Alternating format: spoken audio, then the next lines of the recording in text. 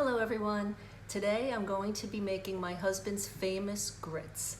I never liked grits until I had his. He was born and bred in Georgia, a good old southern boy, and he makes the best cheesy grits ever.